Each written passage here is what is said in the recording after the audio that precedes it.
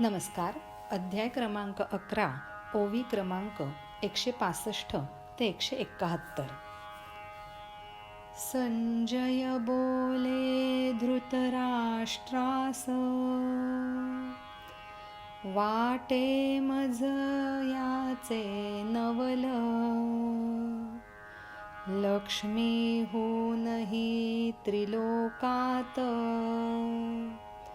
सुदैवी आहे कोण. तत्व दाखला देण्या वेद, पूर्णतः समर्थ तोच एक. एकनिष्ठ सेवक म्हणून, एकमेव तो असे शेष. परमात्म्याची ठेवूनी आस, योगी शिणती अष्टौ प्रहर. गरुडा शिवाय दुसरा कोण, देवाचे होतसे वाहन. बाजूस राहिले हे सर्व, पांडवांचा ह्या होता जन्म. सामावले सारे भक्त सुख, त्यांच्यातच.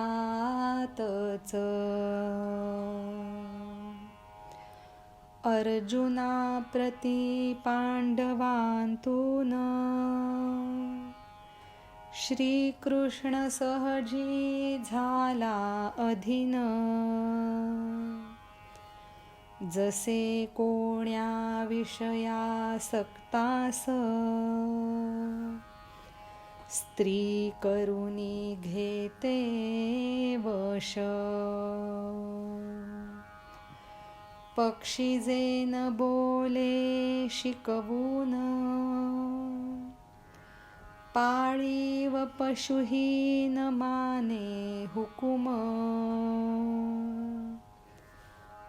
इतुका श्रीकृष्ण अर्जुना अधीन,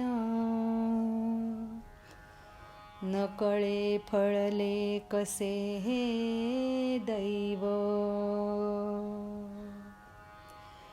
परब्रह्माचा घेण्या अनुभव, लाभे दृष्टीस त्याच्या भाग्य. पहा पूर्वी कैसे लाड, अर्जुनाचे त्या श्रीकृष्ण. यापुढे संजय धृतराष्ट्राला म्हणतो की लक्ष्मीहून ह्या त्रिलोकामध्ये भाग्यवान कोण आहे याचं मला नवल वाटतं. तत्वाचा दाखला देण्यासाठी वेद पूर्णतः समर्थ आहेत आणि एकनिष्ठ सेवक म्हणून एकमेव असा तो शेषनाग. परमात्म्याची आश ठेवून योगी अष्टौ प्रहर शिणत असतात आणि गरुडाशिवाय देवाचं वाहन दुसरं कोणीच होऊ शकत नाही. हे सर्व बाजूला राहू दे. पांडवांचा जन्म झाल्यानंतर सगळं भक्तसुख जणू काही त्यांच्यातच सामावलं गेलंय. अर्जुनाप्रती विशेष करून श्रीकृष्ण अगदी अधीन झालेला आहे. जसं कोणा विषयासक्ताला एखादी स्त्री वश करून घेते. एखादा पक्षीसुद्धा शिकवून बोलणार नाही किंवा पाळीव पशुसुद्धा हुकूम मानणार नाही, इतका श्रीकृष्ण अर्जुनाच्या अधीन झालेला आहे. हे दैव इतकं कसं काय फळलं कुणास ठाऊक. परब्रह्माचा अनुभव घेण्यासाठी जी दृष्टी लागते त्याचं भाग्य अर्जुनाला मिळालेलं आहे. पहा तर खरं हा श्रीकृष्ण ह्या अर्जुनाचे किती लाड पुरवतोय ते. अध्याय क्रमांक 11, ओवी क्रमांक 165 ते 171. धन्यवाद. नमस्कार. अध्याय क्रमांक 11, ओवी क्रमांक 172 ते 179. रागावला असता अर्जुन, श्रीकृष्ण करी त्यास सहन, रुसल्यास घाली समजूत, देवास अर्जुनाचे लागले वेड. विचार करता शुकादिक, जन्मले जिंकून विषयास, पण उरले ते केवळ परमेश्वराचे भाट. योगी भोगती समाधीतून, असे ऐश्वर्य जो हा देव, परी अर्जुनाच्या अधीन, कसा ते वाटते नवल. धृतराष्ट्रास म्हणे संजय, त्यात असे काय नवल, कृष्णाने करता स्वीकार, होतसे असा भाग्योदय. देवांचा जो असे नृप, बोले आता अर्जुनास, पाहण्यास ते विश्वरूप, देतो तुला त्या दृष्टीचे दान.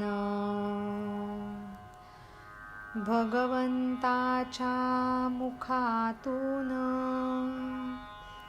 अक्षरे ऐसी निघताच, अज्ञानाचा अंधकार होऊ लागतसे दूर. अक्षरे ती नव्हती केवळ, जणू ज्योती त्या ज्ञानरूप. ब्रह्मसाम्राज्याच्या प्रकाशार्थ, उजळवलेल्या अर्जुनासाठीच. दिव्य दृष्टी मिळे अर्जुनास, ज्ञानदृष्टीचे वाढे सामर्थ्य. श्रीकृष्णाने दाखविला मग ऐश्वर्य योग. संजय धृतराष्ट्राला म्हणतो, अर्जुन रागावला तरी श्रीकृष्ण त्याला सहन करतो आणि रुसला तर त्याची समजूतही घालतो. देवाला अर्जुनाचं जणू काही वेडच लागलंय. विचार केला तर शुकादिक जन्मले, सगळे विषय जिंकून घेतले, पण ते केवळ परमेश्वराचे भाट म्हणूनच उरले. योगी समाधीमधून भोगतात असं हे ऐश्वर्य, पण ते स्वतः खुद्द परमेश्वर म्हणजे श्रीकृष्ण अर्जुनाच्या अधीन कसा काय बरं झाला ह्याचं नवल वाटतं. संजय धृतराष्ट्राला म्हणतो, त्यात नवल असं खरं तर काय? एकदा का कृष्णाने स्वीकार केला की अर्जुनाचा जसा झालाय तसा भाग्योदय हा कुणाचाही होणारच, देवांचाही राजा. आता अर्जुनाला म्हणतो, हे विश्वरूप पाहण्यासाठी मी तुला त्या दृष्टीचं दान देतो. भगवंताच्या मुखातून अशी अक्षरं निघताच अज्ञानाचा अंधकार दूर व्हायला लागतो. ती जणू काही अक्षरं नसतातच, तर ज्ञानरूप ज्योती असतात, ब्रह्म साम्राज्यावर प्रकाश टाकण्यासाठी, जणू काही अर्जुनासाठी उजळवलेल्या. अर्जुनाला दिव्य दृष्टी मिळते. ज्ञानदृष्टीचं केवढं मोठं सामर्थ्य की श्रीकृष्णाने जणू काही त्या सामर्थ्यानेच अर्जुनाला ऐश्वर्य योग दाखवला. अध्याय क्रमांक 11, ओवी क्रमांक 172 ते 179. धन्यवाद. नमस्कार. अध्याय क्रमांक 11, ओवी क्रमांक 180 ते 187. सर्व जे हे अवतार, लाटाच विश्वरूपी समुद्रावर, विश्वरूपी किरणांमुळेच विश्वभासे मृगजळ. योग्य अनादि भूमीवर, स्थावर जंगमाचे उमटे चित्र, दाविले ते अर्जुनास श्रीकृष्णाने आपुले आपण. एक वेळी बालपणात कृष्णाने करता माती सेवन, रागावून धरले तेव्हा त्यास यशोदेने. भीत भीत मग आवासून मुखाचा करताना तपास, विस्ताराने दाविले यशोदेस 14 लोक सावकाश.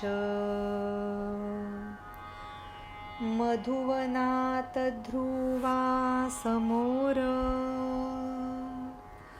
भगवंतानी होऊन प्रकट, शंख लावता त्याचे गालास, वेदांहूनही बोलला तो थोर. ऐसा केला अनुग्रह श्रीकृष्णाने अर्जुनावर, माया कुठे हा विषय उरला नाही आता मुळीच.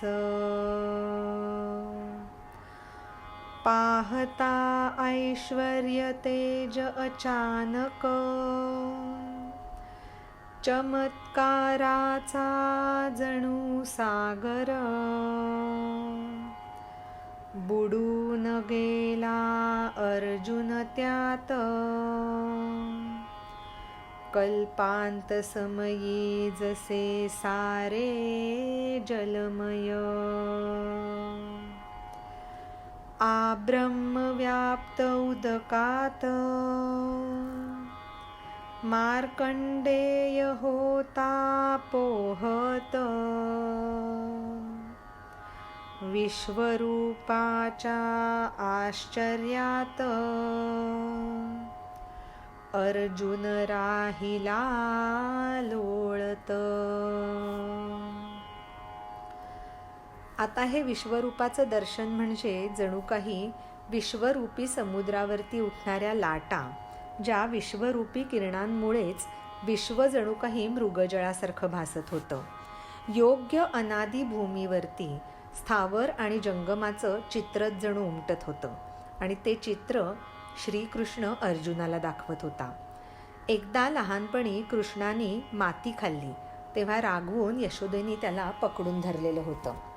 मी माती खाल्ली नाही असं श्रीकृष्ण यशोदेला सांगत होता आणि यशोदेने तेव्हा त्याला तोंड उघडून दाखवायला सांगितलं आणि जेव्हा त्यांनी तोंड उघडलं तेव्हा जणू काही 14 भुवनं तिला त्याच्या मुखामध्ये दिसलेली होती. तसंच ध्रुवाची घोर प्रतिज्ञा होती की मी परमेश्वराची आराधना करणार म्हणून. तेव्हा नारदांनी ध्रुवाला यमुनेच्या तीरी जाऊन ओम नमो भगवते वासुदेवाय हा मंत्र त्याचा जप करायला सांगितला. ध्रुवाची अत्यंत कडक तपश्चर्या पाहून भगवंतानी त्याला मधुवनामध्ये येऊन दर्शन दिलं. तेव्हा परमेश्वराचं गुणवर्णन करावं अशी ध्रुवाला इच्छा झाली, पण अज्ञानामुळे त्याला ते प्रत्यक्षात करता येईना. तेव्हा भगवंतांनी त्याच्या गालाला शंखाचा स्पर्श केला. त्याबरोबर वेदांप्रमाणे तो खडाखड स्तोत्र गाऊ लागला. असा अनुग्रह आता अर्जुनावर श्रीकृष्णाने केलेला आहे. असं हे अचानक समोर आलेलं ऐश्वर्य तेज बघून जणू काही चमत्काराच्या सागरामध्ये अर्जुन बुडून गेला होता. कल्पांत समयी सगळं जसं जलमय होऊन जातं तसंच अर्जुनाला आता वाटत होतं. मार्कंडेय हे महान ब्रह्मर्षी होते. त्यांनी परमेश्वराजवळ त्याची माया पाहण्याची इच्छा दर्शवली. भगवंतानी तथास्तु म्हटलं. पुढे एकदा हे आश्रमात बसले असता जोराचा वारा सुटून पृथ्वी जलमय झाल्याचं त्यांना दिसलं. हे त्या जलप्रलयात एकाकी पोहत असता त्यास एका वटपत्रावर एक सुंदर बालक निजलेलं दिसलं. या बालकाच्या श्वासाने ते पोटात ओढले गेले आणि तेथे बाहेरच्या सृष्टीप्रमाणे सर्व सृष्टी पुन्हा त्यांना दिसली.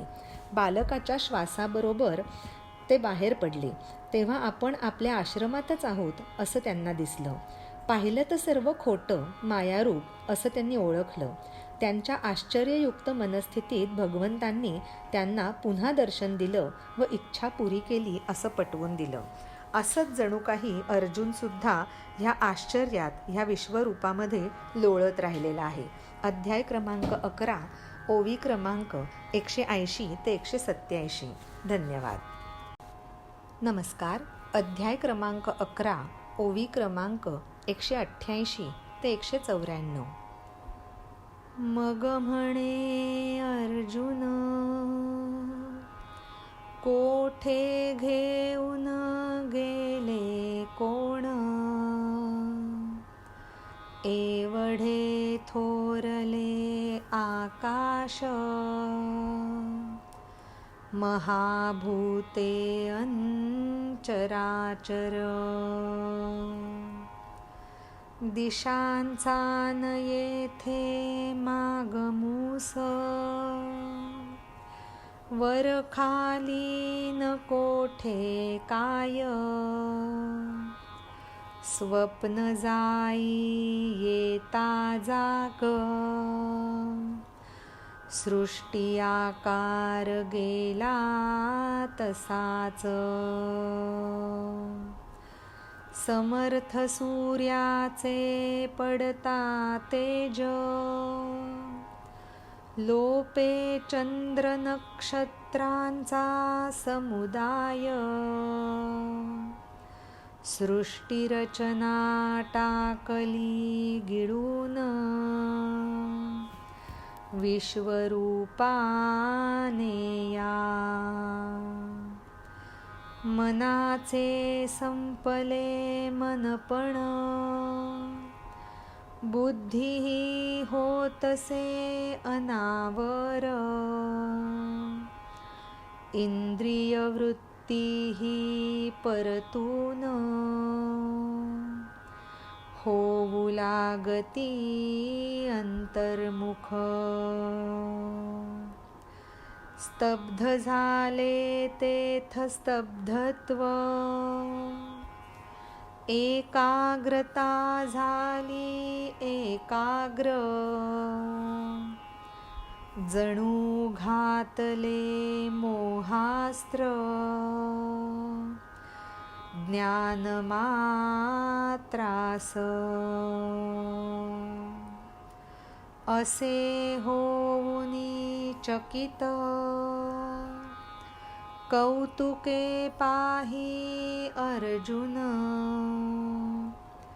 चार भुजांचे नटले स्वरूप, चौफेर रूपे त्याची अनेक,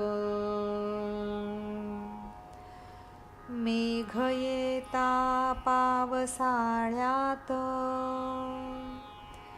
महाप्रलय काळीचे तेज, तसेच राहिले सर्वत्र, स्वरूप ते व्यापून. हे सगळं दिसल्यानंतर अर्जुनाच्या मनात अनेक गोष्टी येतात. सगळे हे आकाश कोण कुठे घेऊन गेलं? सगळी महाभूतं, सगळे चराचर कुठे बरं गेले हे? इथे तर दिशांचा कुठलाही मागमूस नाही. वर खाली कुठे काय काहीच कळेनासं झालंय. जाग आल्यानंतर जसं स्वप्न गायब व्हावं तसाच सृष्टीचा हा सगळा आकारच गायब झालेला आहे. समर्थ अशा सूर्याचं तेज पडल्यानंतर आकाशामधलं चंद्र आणि नक्षत्रांचं तेज मावळतं, त्यांचे समुदाय लोप पावतात. तशीच जणू काही ह्या विश्वरूपांनी अख्खी सृष्टीची रचनाच गिळून टाकली वाटतं. मनाचं मन पण संपून गेलं. बुद्धीसुद्धा आता अनावर व्हायला लागली. इंद्रिय वृत्तीसुद्धा परतून आता अंतर्मुख व्हायला लागल्या. स्तब्धत्वच स्तब्ध झालं. एकाग्रताही एकाग्र झाली. जणू काही अख्ख्या ज्ञानाला कुठल्या तरी मोहास्त्राने ग्रासून टाकलेलं आहे असं चकित होऊन अर्जुन पाहत राहिला. 4 भुजांचं ते नटलेलं स्वरूप आणि अनेक ठिकाणी चौफेर अशी त्याची पसरलेली रूपं. पावसाळ्यामध्ये ढग जमून येतात आणि महाप्रलय होताना जो काही विजांचा लखलखाट होतो आणि त्याचं तेज येतं ते सर्वत्र व्यापून राहतं. तसंच काहीसं ह्या विश्वरूपाने केलेलं दिसतंय. अध्याय क्रमांक 11, ओवी क्रमांक 188 ते 194. धन्यवाद. नमस्कार. अध्याय क्रमांक 11, ओवी क्रमांक 195 ते 202. प्रथम पाहता विश्वरूप समाधानाने मिटले नेत्र. उघडता पुन्हा ते लोचन.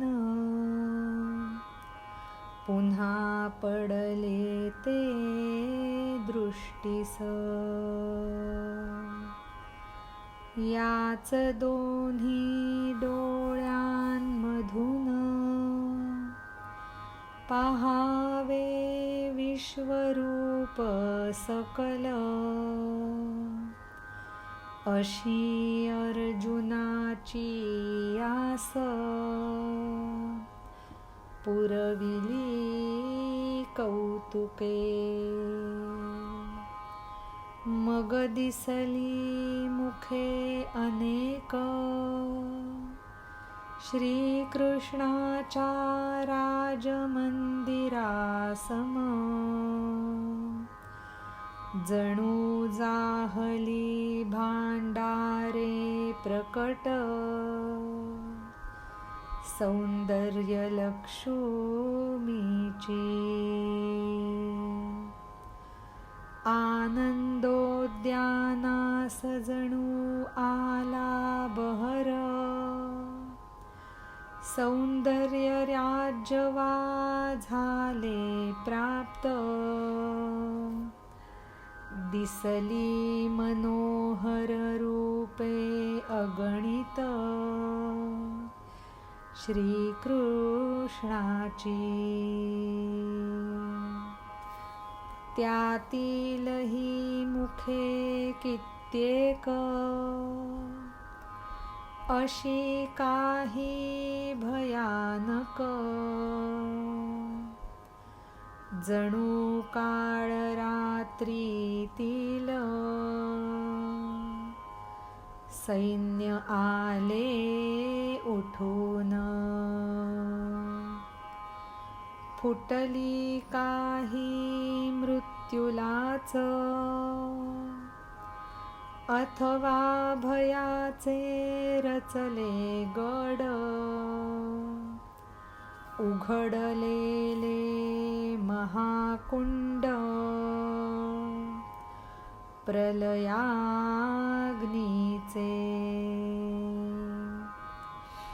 मुखे अद्भुत वा भयंकर अर्जुनाने पाहिली तेथ. काही निरुपम सालंकृत सौम्य ही त्यातली पुष्कळ, ज्ञानदृष्टीने केले अवलोकन, परिमुखांचा न लागे थांग, मग लागला पहावयास, नेत्र त्यातले विविध. ते विश्वरूप पाहिल्यानंतर सर्वप्रथम अर्जुनाने समाधानाने डोळे मिटून घेतले आणि ते नेत्र पुन्हा उघडल्यानंतर पुन्हा तेच दृश्य दृष्टीस पडलं. याच दोन्ही डोळ्यांमधून हे विश्वरूप पाहावं अशी अर्जुनाची आस श्रीकृष्णाने अगदी कौतुकाने पुरवली. मग अर्जुनाला असंख्य मुख दिसायला लागली. तर श्रीकृष्णाच्या राजमंदिरासारखे जणू मोठमोठाले भांडारही सौंदर्य लक्ष्मीचे असल्यासारखे त्याला दिसायला लागले. आनंद उद्यानाला जणू काही बहर आला होता किंवा सौंदर्याचं राज्य प्राप्त झालं होतं. असंख्य मनोहर अशी श्रीकृष्णाची विविध रूपं त्याला बघायला मिळाली. त्यातील अनेक मुख काही तर भयानक सुद्धा होती. जणू काही काळं रात्रीतलं सैन्यच उठून आलंय.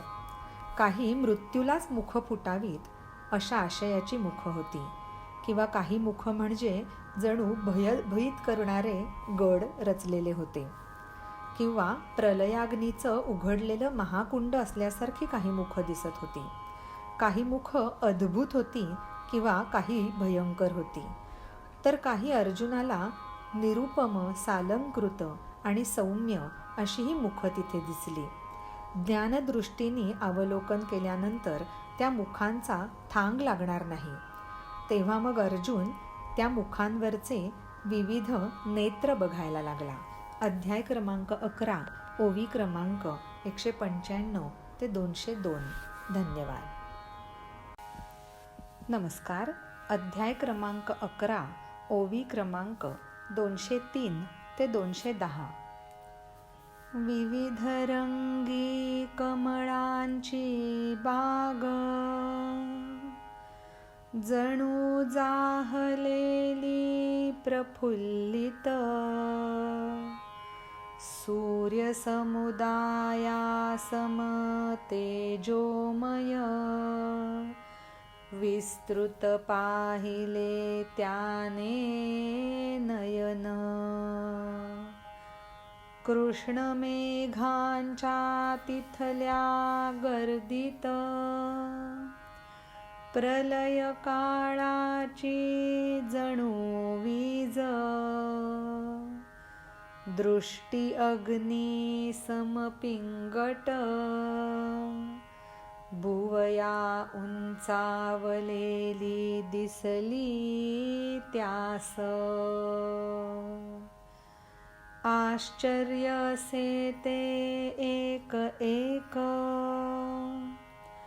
दिसले एकाच विश्वरूपात, अनेक दर्शनाची आस, झाली त्याची फलद्रुप, मग म्हणे तो उत्सुक होऊन, कुठे विश्वरूपाचे हात पाय, दावत्याचा मुकुट, गेला इच्छा वाढवीत, अर्जुनाचे असता नशीब थोर, इच्छा होईल का त्याची फोल, शंकरा हाती धनुष्य पिनाक, भात्यात असती निष्फळ बाण, ब्रह्मदेवाच्या जिव्हेवर, खो खोट्या अक्षरांचे का असती वण, अर्जुनाने पाहिला आदि अंत, विश्वाचा त्या अमर्याद. वेदांनाही न कळला ज्याचा मार्ग, विश्वरूपाची त्या सारी अंग. दोन डोळ्यांनी पाहिली संपूर्ण, एकाच वेळी अर्जुनाने. पायापासून मुकुटापर्यंत रत्न अलंकारांनी विविध, विस्तृत विश्वरूप ते सुंदर, पाहत होता अर्जुन. विविध अशी मुख बघितल्यानंतर अर्जुन त्या विश्वरूपाचे विविध नेत्र बघायला लागला. विविध रंगी कमळांची जणू काही बागच प्रफुल्लित झाली आहे असं त्याला त्या विविध नेत्रांमध्ये दिसत होतं. अत्यंत तेजोमय असे सूर्यासमान तेज असलेले नयन त्याला दिसत होते. तिथे कृष्ण मेघांसारखी गर्दी झाली होती आणि प्रलयकाळी जशी वीज चमकावी तशी अग्नीसारखी पिंगट दृष्टी ती सुद्धा भुवया उंचावलेली त्या डोळ्यांमध्ये त्याला दिसली. असं एक आश्चर्य त्या एकाच विश्वरूपामध्ये अर्जुनाला दिसत होतं. अनेक दर्शनाची आस त्याची फलद्रूप झालेली होती. मग तो उत्सुक होऊन म्हणतो, त्या विश्वरूपाचे हातपाय कुठं आहेत, त्याचे मुकुट कुठं आहेत ते मला दाखव. असं करत अर्जुन त्याची इच्छा वाढवतच जातो. अर्जुनाचं नशीब थोर आहे, तर मग त्याची इच्छा कधी फोल होईल का? शंकराच्या हाती जर धनुष्य असेल ज्याचं पिनाक असं नाव आहे, तर त्याच्या भात्यातले बाण कधी निष्फळ असतील का? ब्रह्मदेवाच्या जिव्हेवर कधी खोट्या अक्षरांचे वण असतील का? तसंच अर्जुनाने त्या अमर्याद अशा विश्वाचा आदी आणि अंत पाहिला. वेदांनाही ज्याचा मार्ग कळला नाही त्या विश्वरूपाची सारी अंग दोन डोळ्यांनी अर्जुनाने संपूर्णपणे एकाच वेळी पाहिली. पायापासून मुकुटापर्यंत विविध रत्न अलंकारांनी नटलेलं ते विश्वरूप अर्जुन आता पाहत होता. अध्याय क्रमांक 11, ओवी क्रमांक 203 ते 210. धन्यवाद.